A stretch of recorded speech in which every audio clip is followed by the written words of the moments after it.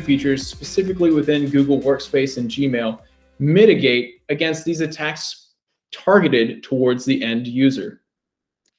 Yeah, that's very true. I mean, one of the easiest ways for criminals to attack a system can be through the employee accounts directly. And these kinds of cyber attacks can really lead to massive data breaches and compromise the entire organization. But with Google Workspace in particular, there are multiple different security capabilities in place to help prevent against these types of compromises against employee accounts. But let's start off with the account. So for the account, think about the username and password that many people will be familiar with. With Google and Google Workspace, we do recommend going beyond just the standard account security mechanisms of having credentials, a username and a password. We recommend using multi-factor authentication, not just a username and password, but at least one additional authentication mechanism, either authenticating over a text message, over the Google Authenticator app through security codes. But we really recommend, as our most secure option, using hardware-based security keys. These are physical keys, physical security keys that can help verify physically, is the user who they say they are, through a physical mechanism. And to date, when these security keys are used, we have no known reportings of an account hijacking when the security keys are leveraged. So again, they are our most recommended, our most secure option when it comes to account-based security. One other account-based security option that is included there with Google Workspace that I want to highlight for everyone is called ContextAware Access. This is an account-based security model that can continuously check the account that is accessing Google Workspace, and the applications that are related to Google Workspace continuously check that account for certain security-based attributes, such as, is that user in an expected geographic location? Are they using a device that the organization expects them to be using?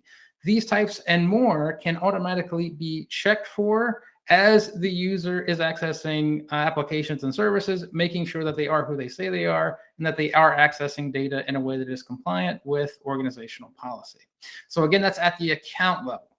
Here's a couple of additional examples more at the data level. What if the data that the employee has access to could be compromised? How can we help secure that?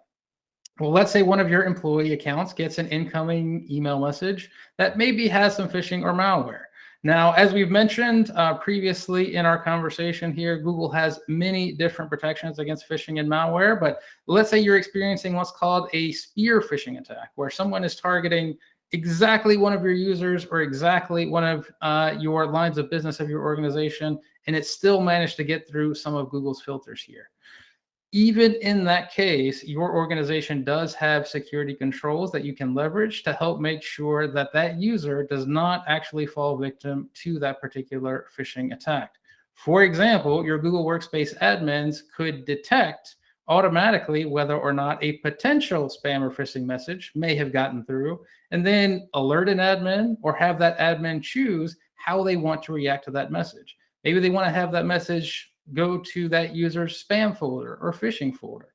Or maybe they want to have that message just deleted or quarantined from that user's account to help make sure that that user cannot access it. Multiple different security tools in place there to help make sure that the user doesn't fall victim to these kinds of email attacks.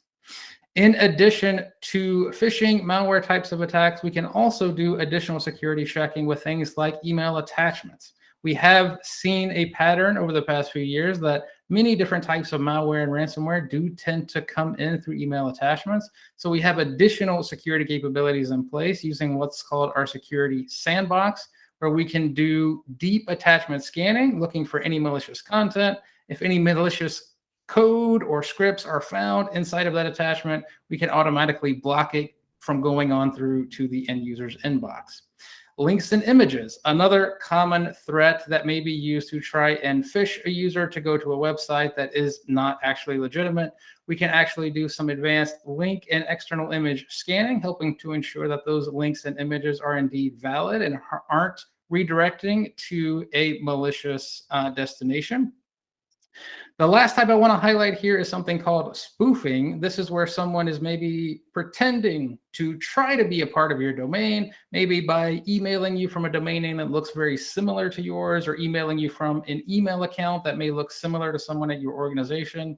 Google Workspace can help you automatically flag these potential spoofing emails. Again, alert your admins, alert your organization that there's a potential threat ongoing, helping to make sure that your organization is aware. And again, you have the option to put policies in place to automatically redirect that email message, helping to avoid the risk that it does land inside of an end user inbox and one of your users may actually respond to it.